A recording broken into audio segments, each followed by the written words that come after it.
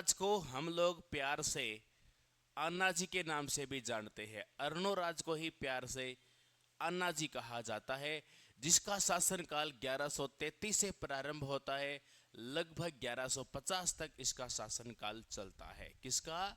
अर्णोराज का। हुआ ये, एक बहुत बड़ी गड़बड़ होती है। इसी 1134 के समय की बात है। 1134 में अजमेर के ऊपर तुर्कों का आक्रमण हो गया। बहुत खतरनाक धोया तुर्कों को। यहाँ पर तुर्कों का आक्रमण हुआ। ये तुर्कों के आक्रमण की जो घटना है ये 1134 की है। तुर्कों का, अरे प्रिया ध्यान किधर है, तुर्कों का आक्रमण हुआ। ये कब की बात है?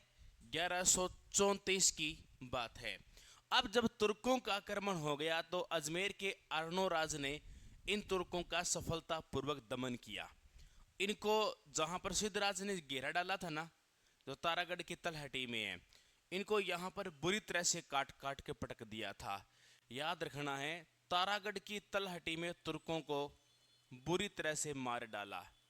तारागढ़ की तलहटी में, तारागढ़ की तलहटी में तुर्कों को तुर्कों को बुरी तरह से मारा। तुर्कों को बुरी तरह से मारा। अब तुर्कों को मारा तो जमीन सारी खून से रंगीज गई। खून से रंगी हो गई तो अब पास में क्या एक नदी बहती है जिसका नाम है लूणी, बहुत बड़ी नदी है। लूणी में एक और मिलती है जिसका नाम है बांडी, और बांडी में छोटी सी नदी और मिलती है जो तारागढ़ के पास से निकलती है, चंद्रा। उस चंद्रा नदी का पानी, यानी इनडायरेक्टली वो लूणी नदी एक तरीके से देखा जाए तो लूणी तंत्र में आती है। तो बड़े स्तर पे पूछा जाए तो लूणी तंत्र का पानी था, और सामान्य स्तर पे पूछा जाए तो वो चंद्रा नदी का पानी था। तो यहाँ तुर्कों से जो जमीन रंगी गई थी ना, उस जमीन को साफ करना चाहा था अर्णोराज ने। तुर्कों से रंगी जमीन को साफ करने के लिए यहाँ पर पानी लेकर आए थे, लेकिन क्या है, वो जगह गहरी बहुत थी, वहां पर पानी इकट्ठा हो गया बहुत ज्यादा, और वो झील में कन्वर्ट हो गई। तो इस तरह से यहाँ एक अन्ना सागर झील भी बन जाएगी। तुर्कों से रंगी भूमि को साफ करने के लिए, तुर्कों से रंगी भूमि साफ करने के लिए, तुर्कों से रंगी भूमि साफ करने के लिए, तुर्कों से रंगी भूमि साफ करने के लिए अन्ना सागर झील का निर्माण करवाया। अन्ना सागर झील का निर्माण करवाया। मोस्ट इंपोर्टेंट लेक है ये, राजस्थान के अंदर मीठे पानी की झील मानी जाती है अन्ना सागर झील। देखो जी, अन्ना सागर झील की बात करते हैं तो इस अन्ना सागर झील का जो निर्माण है वो 1135 से लेकर 37 के मध्य हुआ था। इस झील के अंदर जिस नदी का पानी आता है, जिस नदी का जल आता है, उस नदी का नाम याद रखना है, चंद्रा नदी है। चंद्रा नदी के माध्यम से पानी आता है। तीसरी बात, ये झील कौन से पानी की झील है? ये मीठे पानी की झील है। राजस्थान में दो प्रकार की झील पाई जाती है। एक है खारे पानी की झील, जिस सांबर है, डीडवाना है, कुचामन है, पंचभद्रा है, लूण करणसर है, ऐसी कई झीलें हैं जो खारे पानी की है। लेकिन मीठे पानी का भी बहुत बड़ा ग्रुप है, जैसे मानसागर है, जयसमंद है, राजसमंद है, आना सागर है, पुष्कर है, ऐसी कई लेक्स हैं जो आपके मीठे पानी की झील मानी जाती है। लेकिन इनके साथ अंत में बुरा होता है। बुरा ये होता है कि 1150 में इनकी डेथ होती है। डेथ नहीं होती जबकि इनको मारा जाता है। 1140 ईस्वी में अजय राज की मृत्यु होने के बाद, अजय राज की मृत्यु होने के बाद पुष्कर में मूर्ति की स्थापना की। पुष्कर में अजय राज की मूर्ति स्थापना की। एक तो इंपॉर्टेंट काम ये हुआ। 1150 में बड़े पुत्र जगदेव ने अर्णोराज को मार डाला। दारूडिया था ये जगदेव, अर्णोराज को मार दिया। चौहान इतिहास में डेड किलर आदमी है, पिताजी को मार के राजा बनने वाला आदमी जगदेव।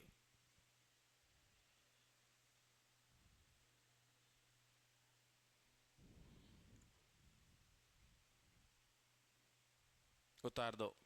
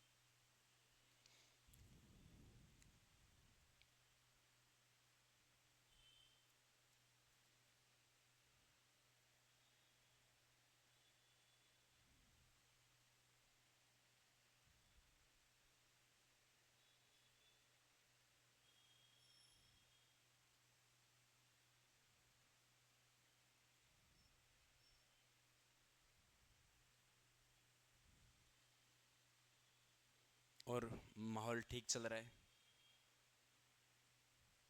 तो आपने याद तो बहुत किया होगा, सोचा भी होगा क्यों नहीं आ रहे, है ना।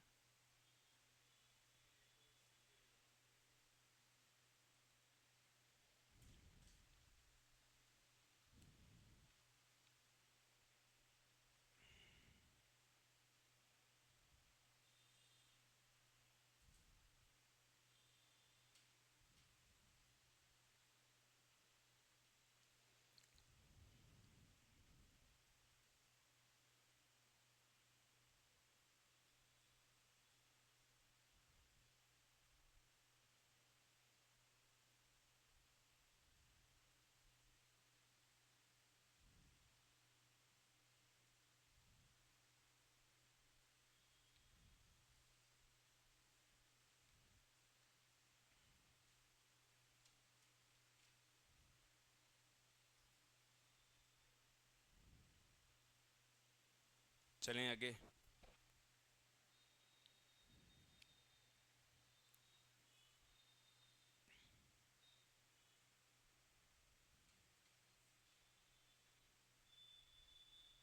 बराबर है सभी बालक, नोट लगा के एक बात लिखेंगे।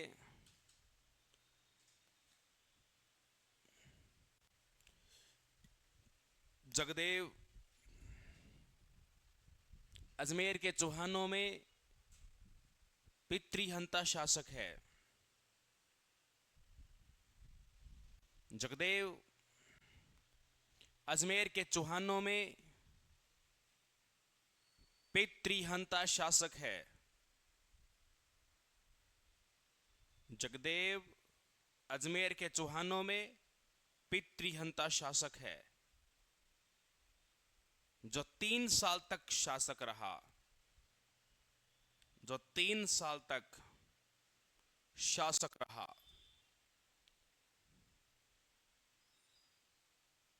जो 3 साल तक शासक रहा।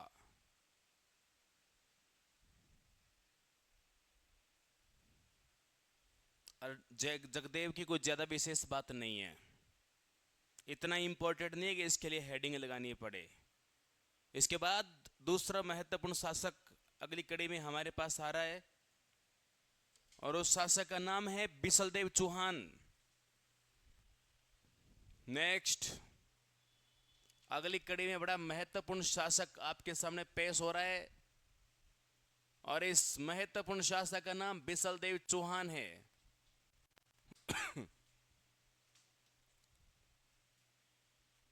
बिसलदेव चौहान को ही विग्रह राज के नाम से जाना जाता है।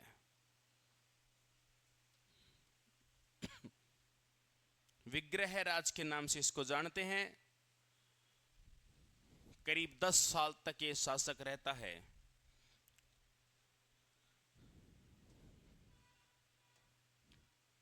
इस व्यक्ति की बहुत सारी उपाधियां हैं। इस व्यक्ति की उपाधियां,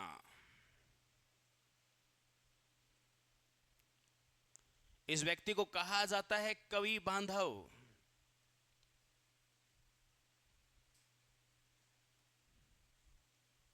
कटी बांधव,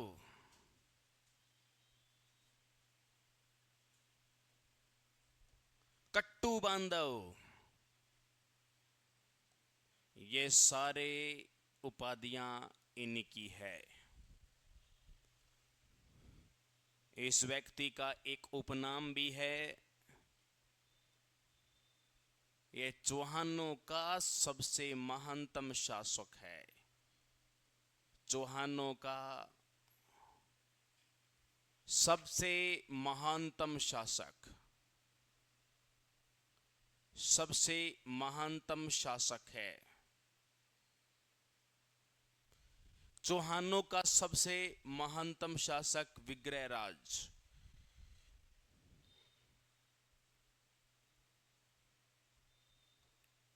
स्वयं की एक रचना है और वो रचना एक नाटक है और उसका नाम है हरिकेली नाटक। और उस नाटक का नाम है हरिकेली नाटक। एक नाटक है।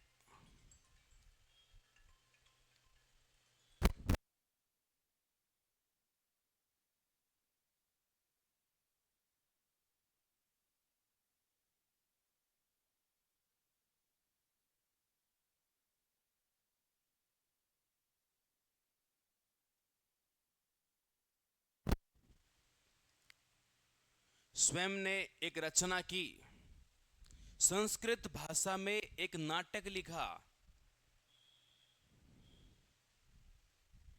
और उस नाटक का नाम है हरिकेली। हरिकेली नाटक की जो भाषा है ये संस्कृत भाषा में था और इस नाटक का आधार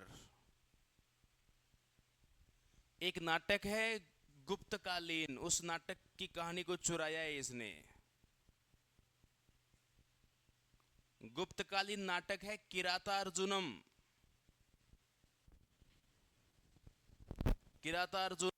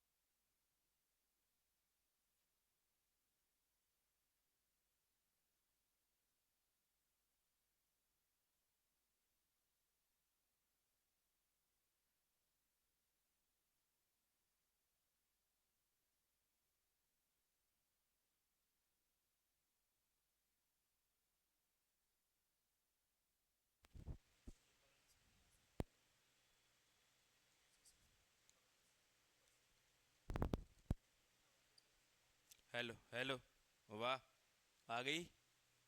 कहाँ जाती है बार बार छोड़कर। हेलो हेलो, आ रही है। जाती है मगर जाने नहीं देंगे। ये सेल अपने पास रखो बैकअप के लिए। चलो दे दो उनको, चार्ज लगा देंगे। स्वयं की एक रचना है जिसका नाम है हरिकेली नाटक। भाषा संस्कृत है। आधार ये इसका किराता अर्जुनम है जो गुप्त काल का नाटक है।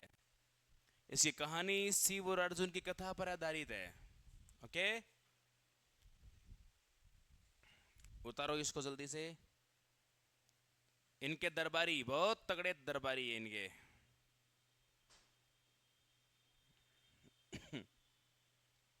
एक इनके पास में एक दरबारी हुआ, उसका नाम है नरपति नालय। और इस नरपति नालय ने जो रचना की उसका नाम है नरपति नालय ललित विग्रह राज। नरपति नालय बिसल देव रासो। बिसल देव रासो। अरे चल जा रे, काहे इतनी को नाटक कर रहे हो। नरपति नालय, तो यहां पर ध्यान देना, एक रचना है जिसका नाम है नरपति नालय बिसल देवरास। नरपति नालय,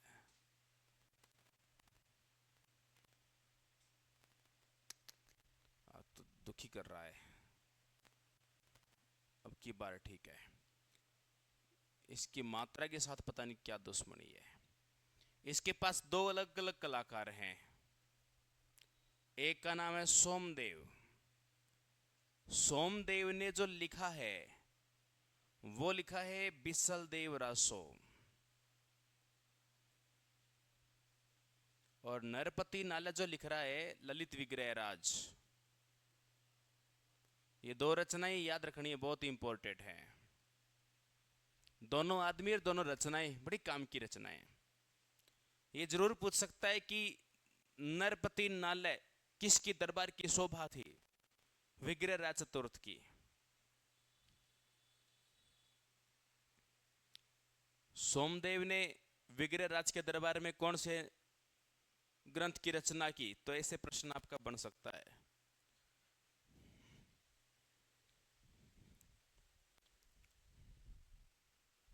यह आदमी सारे एक से बढ़कर एक काम करवा रहा है, टॉप के काम करवा रहा है। यह आदमी बहुत एक नंबर आदमी है। एक राजा में जो गुण होना चाहिए वो इसमें सारे हैं। Good empire.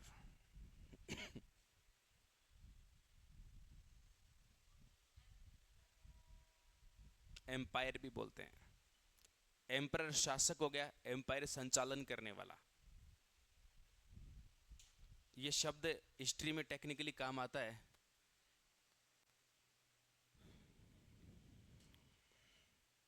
चलें, इस राजा के लिए भिन्न भिन्न 7 शब्दों का प्रयोग कर सकते हो आप। देखो नेक्स्ट, इसके बाद आप जिस राजा को पढ़ रहे हो उसका नाम विग्रह राज चतुर्थ है या बिसल देव कह सकते हो। ये सबसे महानतम इसलिए है, इस व्यक्ति ने दिल्ली पर अधिकार किया। दिल्ली पर अधिकार करने वाला, दिल्ली पर अधिकार करने वाला प्रथम शासक है। दिल्ली पर अधिकार करने वाला प्रथम शासक है। अजमेर में चंद्रा नदी की सहायता से, चंद्रा नदी की सहायता से बिसलसर झील बनवाई। बिसलसर झील बनवाई।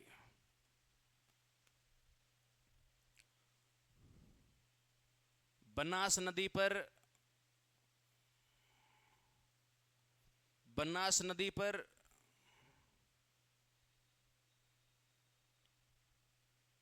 बिसलपुर नगर बसाकर, सुना है क्या नाम?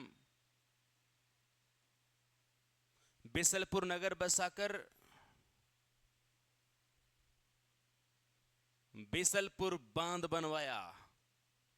आज आपको इस बात का पता होना चाहिए, राजस्थान के अंदर सबसे बड़ी पेयजल परियोजना बिसलपुर बांध परियोजना है। जयपुर के लोग भी पानी बिसलपुर का पीते हैं। राजस्थान की सबसे बड़ी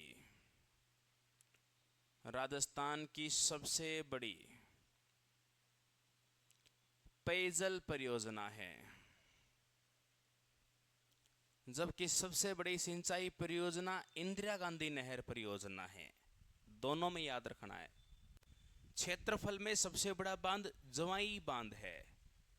बराव दृष्टि से सबसे बड़ा बांध राणा प्रताप सागर बांध है। सबसे लंबा बांध माही बजाज सागर बांध है। हर बात में डिफरेंस है। राजस्थान की सबसे बड़ी पेयजल परियोजना का नाम बिसलपुर बांध परियोजना है। इससे कौन कौन वर्तमान में लाभ उठा रहे हैं, सूची देख लो। अजमेर, ब्यावर, भिलवाड़ा, टोंक, जयपुर, कुछ इलाका हल्के फुल्का बूंदी, इतने सारे जिलों के कुछ गांव हैं जो फायदा उठा रहे हैं।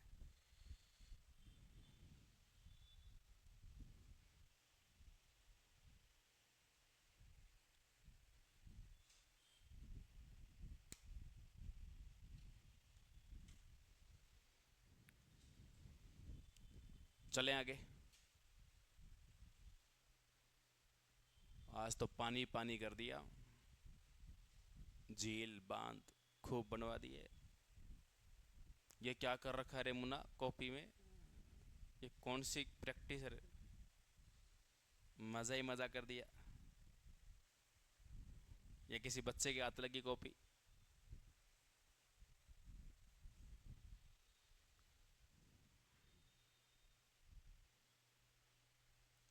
विग्रह राज चतुर्थ पूरा है।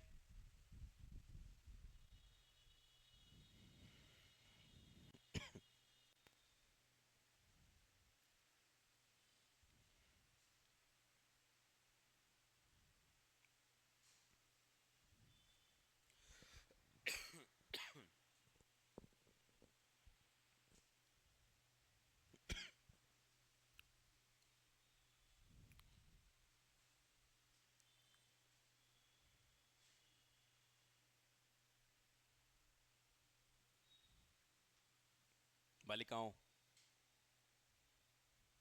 चलो नेक्स्ट पेज पे।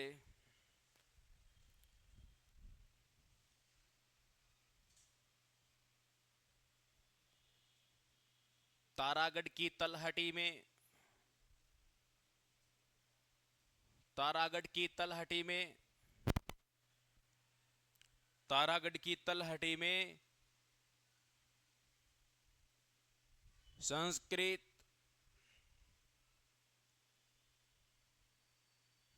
पाठशाला बनवाई। तारागढ़ की तलहटी में संस्कृत पाठशाला बनवाई।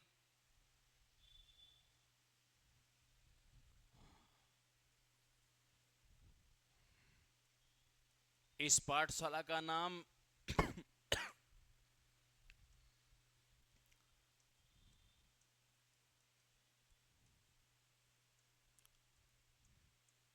सरस्वती कंठाभरण पाठशाला।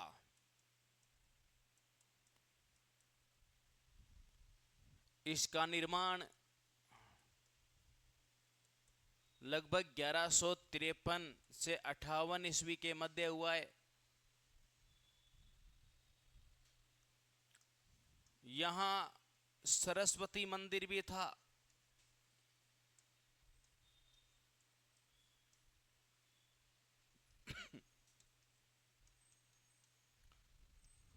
पर एक बहुत बड़ा पंगा हो गया। 1194 में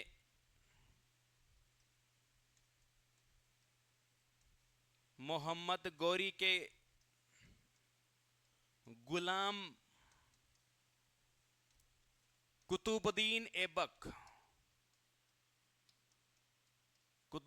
ऐबक ने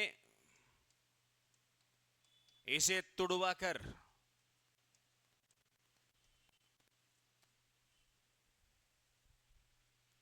तुड़वाकर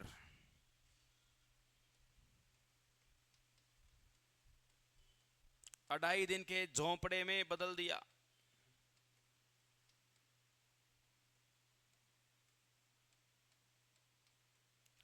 ये नाम बड़ा खतरनाक है, अढ़ाई दिन का झोंपड़ा। कई सोचते हैं 2.5 दिन में बनाया, बकवास बात। 2.5 साल लगाए। 2.5 दिन का झोंपड़ा। यहां संत पंजाब शाह की याद में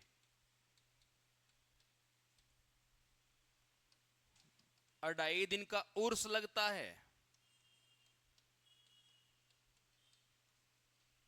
उर्स लगता है जिस कारण इसे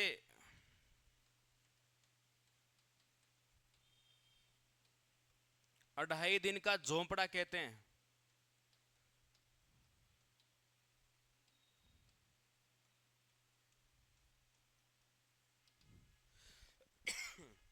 अढ़ाई दिन का झोंपड़ा कहते हैं। 2.5 दिन का मेला यानी उर्स, उर्स को मेला बोलते हैं।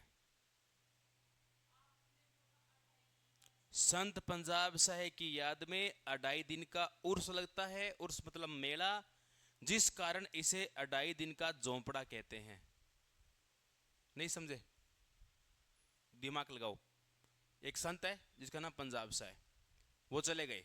उनकी याद में एक मेला भरता है, मेले को उर्दू में उर्स बोलते हैं। वो 2.5 दिन का भरता है और वो इस जगह पड़ता है। और 2.5 दिन का झोंपड़ा एक मस्जिद है। ये राजस्थान की पहली मस्जिद है, तो याद रखना, ये राजस्थान की पहली मस्जिद है। ये राजस्थान की प्रथम मस्जिद है।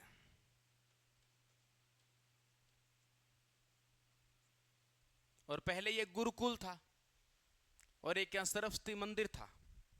आज भी यहाँ की जो दीवारें हैं वहां पर हरिकेली नाटक की पंक्ति लिखी हुई है। अब आपको पता होना चाहिए हरिकेली क्या है। हरिकेली नाटक है। किसने लिखा था? इसी विग्रह राज ने। और इसकी जालियों के ऊपर ओम का चित्र बना है। कौन मस्जिद क्यों लगा जो ओम का चित्र बनाते हैं? कोई नहीं बनाते। ये कारण क्या है? क्योंकि ये पहले सरस्वती का मंदिर था और गुरुकुल था। उसने वही जो पत्थर पड़े थे ना तोड़ फोड़ की, वही पत्थर वही जालियां वापस काम में लगा ली और पिलर्स ज्यादा कर दिए, दीवारें उन्हीं को काम में ले लिया। इस वजह से आज यहां पर आपको सनातन संस्कृति के अवशेष देखने को मिलते हैं। और ये स्पष्ट रूप से मोहम्मद गौरी ने अपनी पुस्तकों में लिखवाया है कि हमने सरस्वती मंदिर को तोड़कर 2.5 दिन का झोंपड़ा बनवाया था। स्पष्ट बोल लिख रखा है।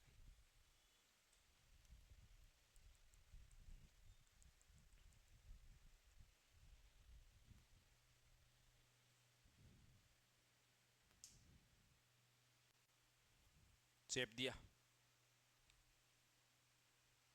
तो चेपो ना। से मंद मंद काहे मुस्कुरा रहे हो?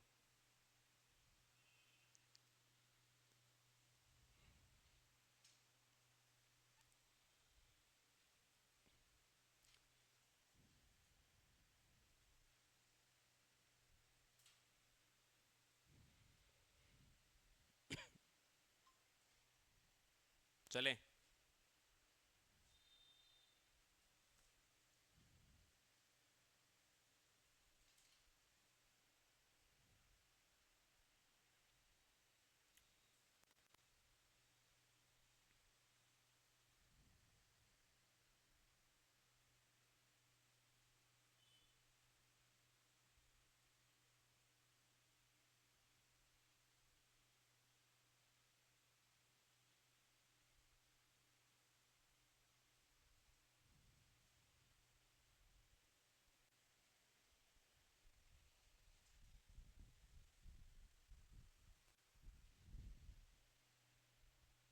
चलें जी बालिकाओं, धीरे धीरे उतार रहे हो आज आप। इसके बाद कुछ समय के लिए एक शासक आया जिसका नाम पृथ्वीराज चौहान द्वितीय है। थोड़े टाइम के लिए पृथ्वीराज चौहान द्वितीय आया। कौन आया? पृथ्वीराज चौहान द्वितीय, 1 साल के लिए। इसकी पत्नी थी जिसका नाम था सिहावा देवी। बहुत प्यार करता था उससे। सच्चा प्रेम जल्दी टूटता है, ऐसा बताते हैं दार्शनिक। दिखावे का लंबा चलता है। ये पुष्पों की तरह बात है। प्लास्टिक का फूल लाओगे कई साल तक चलेगा, धोलोगे तो भी साफ दिखेगा। ओरिजिनल फूल होगा ना, ओरिजिनल फूल होगा वो जल्दी खराब होगा।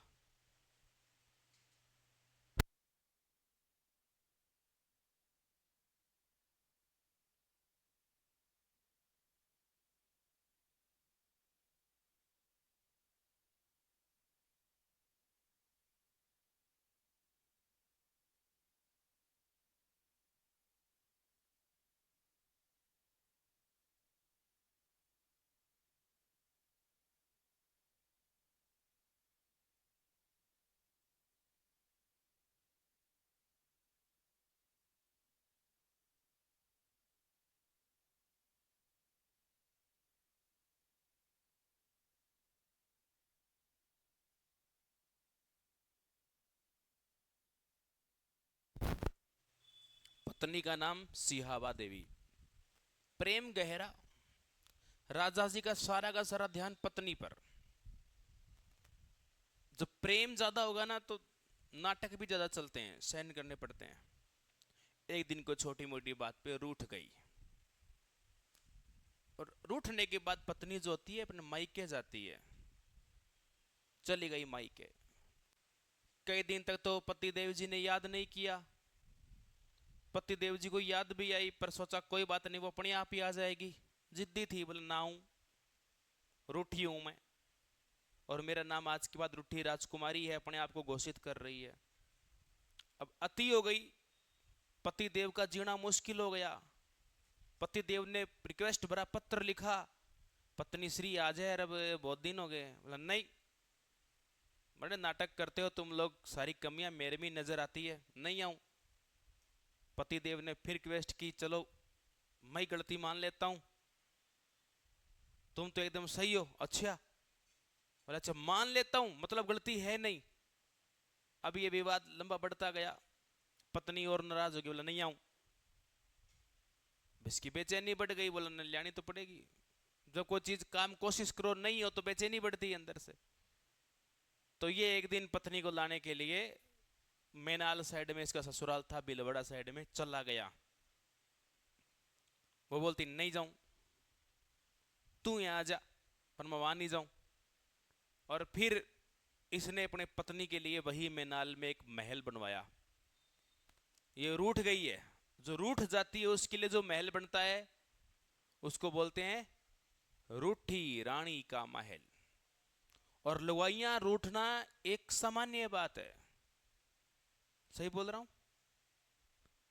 लगभग सभी की रूठती थी। तो राजस्थान के हर एरिया में कोई ना कोई रूठी है। एक मारवाड़ का राजा है मालदेव, उसकी रानी उमादे थी। वो सबसे खतरनाक रूठी है पूरी इतिहास में। वो तो ऐसी रूठी है कि जीवन में मालदेव का चेहरा भी नहीं देखूंगी। बड़ी तगड़ी महिला थी। एक नूरजहां, जहांगीर की सेकेंड हैंड वाइफ थी। हाँ, पहले वो उसके सेनापति की पत्नी थी, बाद में जहांगीर ने अपनी बना ली। तो क्या हुई? हुई कि नहीं हुई? 3 बता दी, ऐसी बहुत है। तो आने वाले टाइम में 17वीं शताब्दी में राजपूत राजाओं ने फिक्स कर दिया, 3-4 रानी तकते थे नॉर्मल से नॉर्मल, एक आध उसमें रूठ ही जाती थी। तो जो भी कोई किला बनेगा उसमें एक महल छोटा सा एकांत में बना दो, कोई पहाड़ी के ऊपर या पहाड़ी के नीचे, कहीं जंगल में, कहीं साइड में बनाओ। रूठ जाए उसको बोल दे, ले तेरे लिए पेइंग गेस्ट वाला रूम वो है, चल वहां। रूठी रानी जो रूठ गई है वो रूठने वाले महल में चलेगी। अब क्या हुआ कि आप कहीं उदयपुर जाओ, जयपुर जाओ, कोटा जाओ, कहीं भी जाते हो तो आपको रूठी रानी के एक महल साइड में छोटा मोटा मिलता है, साइड में बना हुआ। ये रूठी रानी का महल था, ये बजट में परमानेंट पास कर दिया। जैसे आपने एक बजट आता है पेट्रोल पंप का, फिलिंग स्टेशन का, तो फिलिंग स्टेशन बनता है तो उसमें कंपलसरी होते हैं कि वहां हवा फ्री में भरवाई जाएगी। गाड़ी में हवा भरती है ना, रूल है। पानी का वाटर कूलर वहां पर सबकी पानी की व्यवस्था के लिए फ्री रखा जाएगा, चार्ज नहीं ले सकते हैं। जन सुविधाएं, शौचालय वहां पर फ्री रखा जाएगा, पेट्रोल पंप पे रूल होता है, तब जाके लाइसेंस जारी होता है। अब रूल कर दिया जो भी किला बनाएगा ना उसके अंदर बजट जारी होगा, साथ में एक रूठी रानी के महल का। रूठने ज्यादा लग गई, रूठने मनाने में लगे रहते थे, इसलिए रूठी रानी के महल बहुत सारे हैं। तो रूठी रानी, ये भी एक रूठी रानी है जिसमें से पृथ्वीराज चौहान, तीसरे वाले को तो लड़ाई से ही फुर्सत नहीं है, वो लड़ाकू आदमी है बहुत तगड़ा। पत्नी पुतनी के लिए पहले वालों को टाइम है, पत्नियों के लिए टाइम वो निकालते हैं जिनके पास कोई और काम नहीं है, फोकट के फ्री लोग हैं, तो उनमें से सेकंड है अपने ये। तो इन्होंने, अरे बाप रे, आज सारे आज ही आएंगे। अरे क्या बात होगी, फोन मेरा है, भागा आप रहे हो। वो क्या है, आज साइलेंट करना भूल गया ना, तो पता चल रहा है हर 2-5 मिनट फोन आते हैं, सबके पास आते हैं। पत्नी के बाद में ये बात लिखनी है, मैनाल में, मैनाल में रूठी रानी का महल बनवाया, रूठी रानी का महल बनवाया।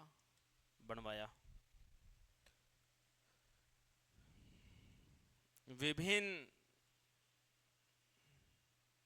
मैं रूठी पे बात बता देता हूं, रूठी रूठी पे बात जो आती है,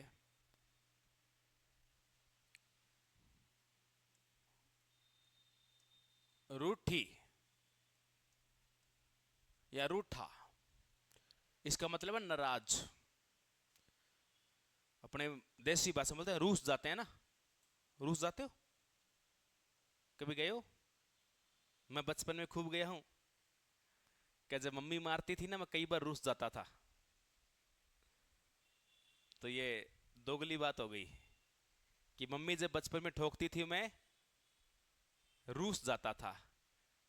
मैं तो रूस जाता था, रूस मतलब रशिया की बात नहीं कर रहा हूं मैं, रूठने की बात कर रहा हूं। रूठी रानी नंबर 1 या रूठी रानी के महल देखो, उमादे नाम की एक महिला है,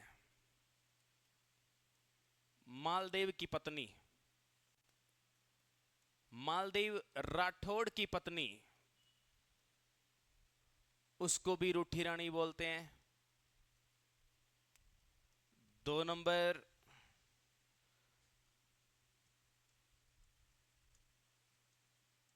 इसका जो महल बना है उमादे का, वो तारागढ़ में बना हुआ है। वो रूठ के तारागढ़ आई थी अजमेर, ये भी एक बड़ी संयोग की बात है। मेवाड़ शासक जय सिंह की पत्नी का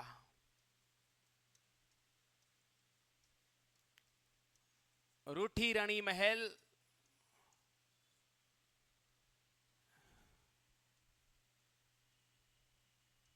जयसमंद झील किनारे हैं।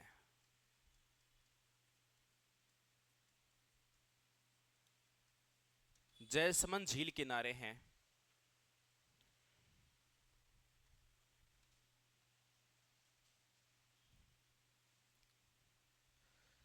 जहांगीर की पत्नी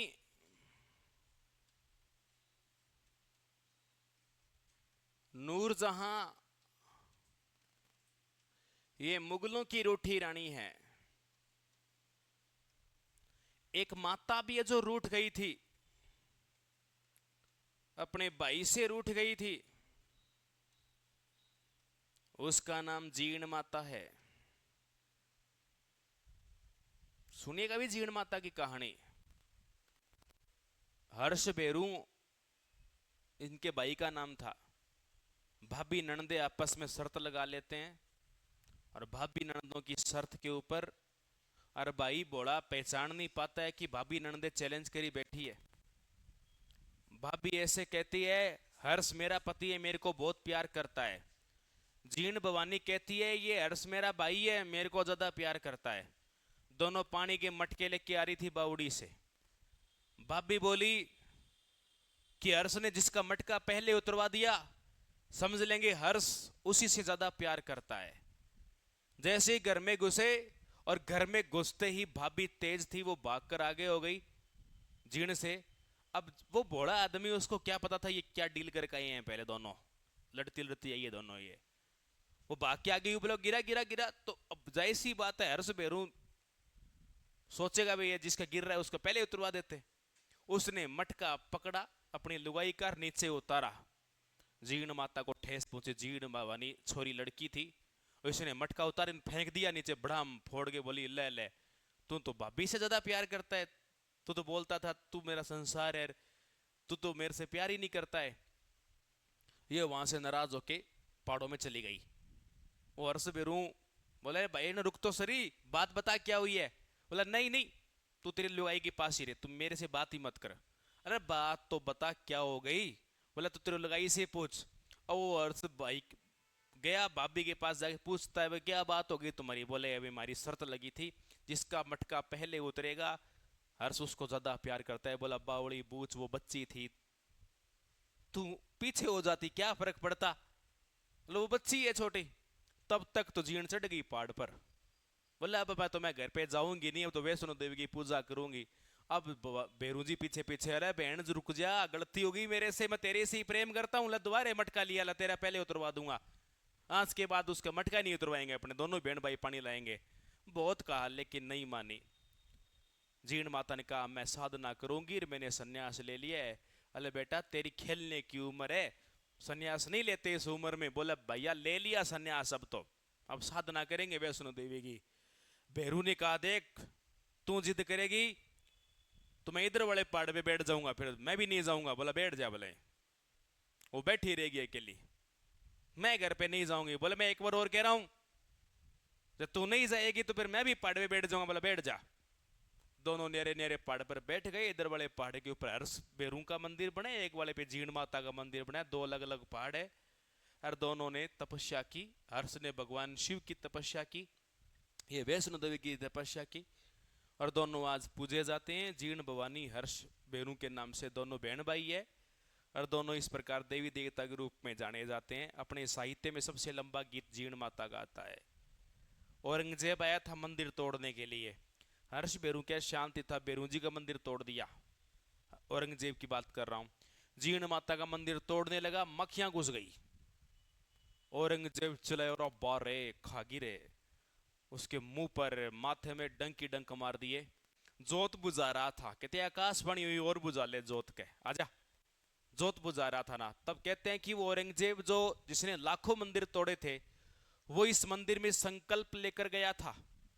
कहते हैं मैं आया था जोत बुझाने के लिए, मंदिर तोड़ने के लिए। मैं वचन देकर जाता हूं, मैं रहूं या ना रहूं, जब तक मेरा परिवार चलेगा। दिल्ली राजधानी थी इस टाइम।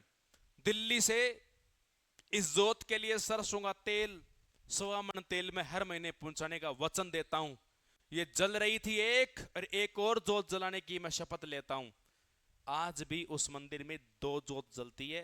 अंदर जाते हो ना, पीछे एक मंदिर बना है, एक दाएं एक बाएं, और वो जोत औरंगजेब ने स्टार्ट करवाई थी। आज भी केंद्र सरकार से 1.25 मन तेल का पैसा इस जीण माता के मंदिर में आता है, बंद नहीं किया। आज तक पैसा वो आता है जीण माता मंदिर में। तो कहने का मतलब ऐसा है, चमत्कार तो राजस्थान में है, इसलिए इसको मधुमक्खियों वाली देवी बोलते हैं। जो औरंगजेब बड़ी बड़ी बातें करता, फूंक निकाल दी उसकी, ये जीण माता थी, रूठ गई इसलिए रूठी माता है। यहां नदियां भी रूठ जाती है। रूठी नदी, उस नदी का नाम है पान गंगा। ये रूठ गई, पहले बहुत तगड़ी बहती थी, आजकल पानी नहीं आता इसमें।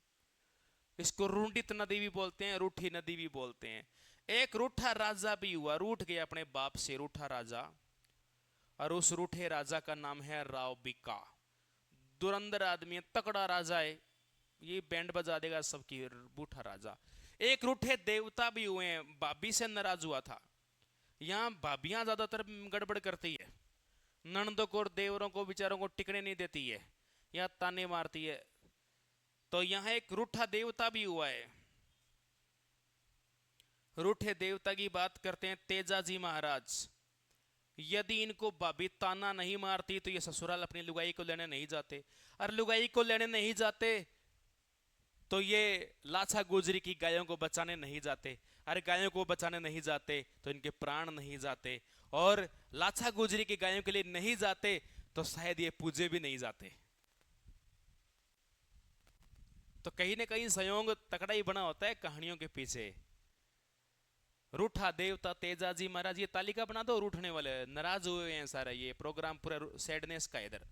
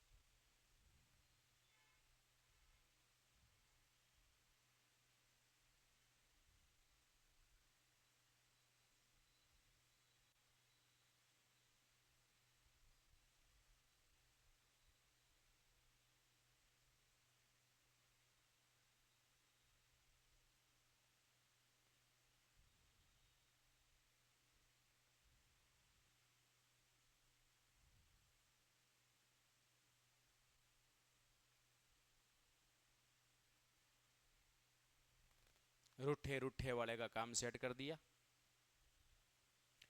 विग्रह इस पृथ्वीराज की कोई विशेष ज्यादा बातें नहीं है, एक है लुगाई के पीछे लगा रहा था, वो रूठ के लिए रूठी रानी का महल बनवा दिया। बाकी कई रूठी है वो सारी लिस्ट बना दी, रूठने से जुड़े हुए सारी बातें कवर कर दी है। राव बिक्का, बीकानेर का शासक, अपने बाप से रूठ गया था। बाप ने कहा तेरे को शासक नहीं बनाऊंगा, छोटे वाले को बनाऊंगा। इसने कहा मेरे को क्यों नहीं बना रहे हो, दोनों लड़ लिए, ये साइड में हो गया, इसने नई साम्राज्य बना दिया बिक्का ने।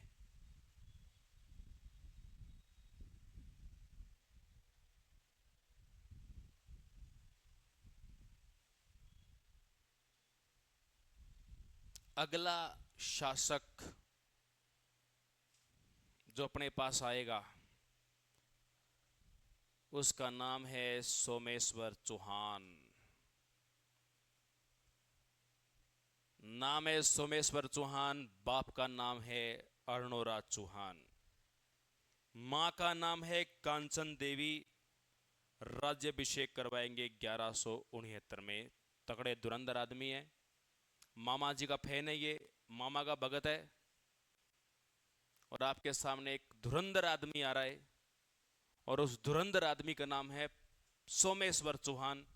इसी का बेटा पृथ्वीराज चौहान हुआ, जो इस कड़ी का सबसे इंपॉर्टेंट आदमी है। वही पृथ्वीराज चौहान जिसके बारे में महमूद गौरी के साथ कहानी मिलती है। त्राइन का युद्ध हुआ था, शिवंगिता के साथ विवाह हुआ था, कई बड़ी बड़ी घटनाएं पढ़ने को मिलती है, वो सारी बात पढ़ेंगे। सोमेश्वर चौहान की एक उपाधि है, जरूर नोट करना भाई। इसकी दो बातें इतनी इंपॉर्टेंट है जो आपके कोई ना कोई एग्जाम में दिखने को मिलती है। उपाधि है प्रताप लंकेश्वर। प्रताप लंकेश्वर की उपाधि से इनको सम्मानित किया जाता है। और इन्होंने एक बड़ा महत्वपूर्ण कार्य 1170 ईस्वी में किया, बिजोलिया शिलालेख की स्थापना कर दी। बिजोलिया शिलालेख की स्थापना की, बिजोलिया शिलालेख की स्थापना करी। बिजोलिया शिलालेख की स्थापना किसने की थी? सोमेश्वर चौहान ने। ये थोड़ा विस्तृत बात है इसके ऊपर। बिजोलिया शिलालेख की बातें सारी अभी बता दूं, बता देता हूं, बिजोलिया पूरा करवा देता हूं आज। यहां तक टिप दिया गुड़िया? हाँ भाई सज्जनों, टिपो टिपो।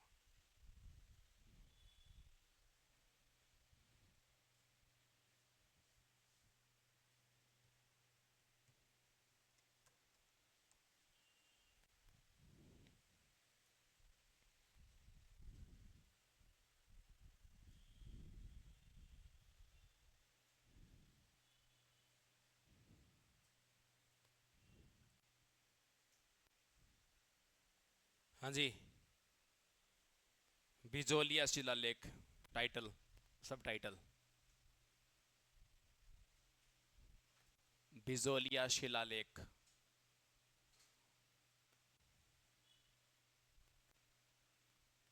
बिजोलिया शिलालेख। स्थापना 1170। गोविंद नामक व्यक्ति। इसका रचनाकार गुणभद्र।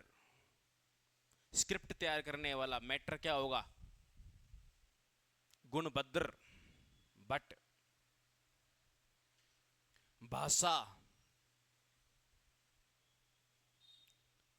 संस्कृत।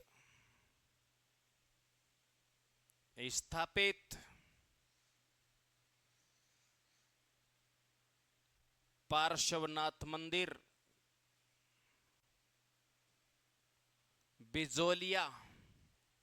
ये बिजोलिया आपने कुछ पढ़ा हुआ है, याद आ रहा है क्या रे?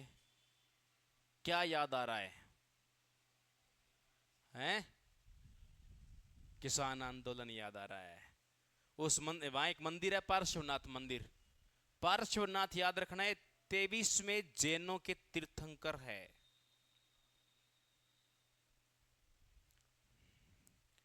रंग काला। भाषा संस्कृत।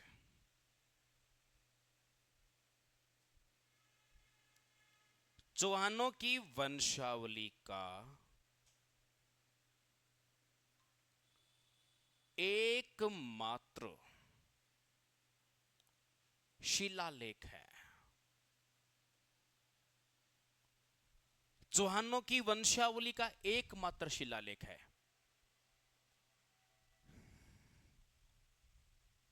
राजस्थान के विभिन्न स्थानों का उल्लेख मिलता है।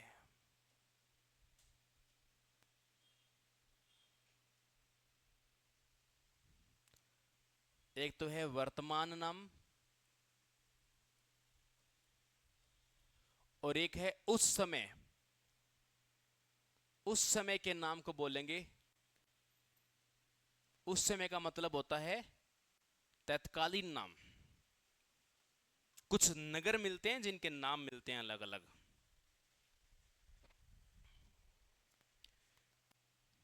वर्तमान में एक नगर है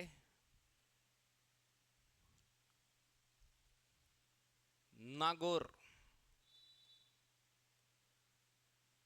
उसका नाम मिलता है अछत्रपुर।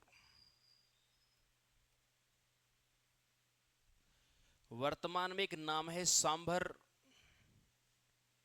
इसका नाम मिलता है स्पादलक्ष। वर्तमान में एक नाम है नाडोल,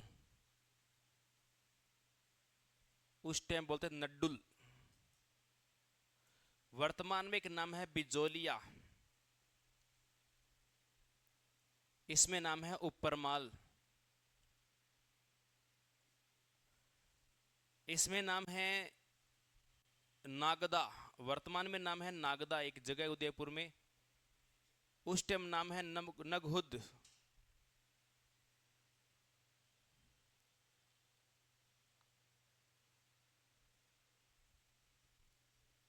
वर्तमान नाम है अजमेर, यहां नाम मिलता है अजयमेरू।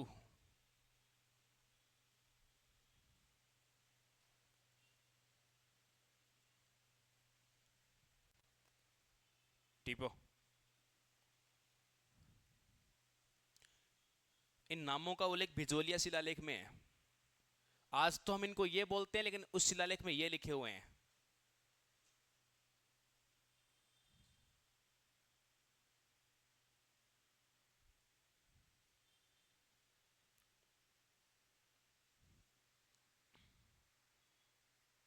कई दिनों के बाद आपसे मिलकर बहुत अच्छा लगा। लगता है मुझे मेरी प्राणवायु वापस मिल गई है। वास्तव में आप बिना संसार अधूरा सा लगता है।